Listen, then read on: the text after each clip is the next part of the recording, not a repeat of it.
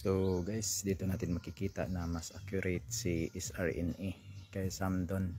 Yan, 24 volt system to, 25.7 yung reading niya. So yan, tama kay SRNA kay Samdon, 26 volts na.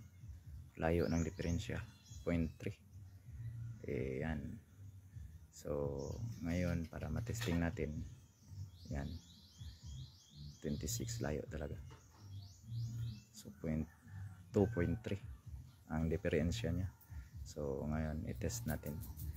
So dito sa tester ko is accurate naman to so far, wala akong problema dito. Yan.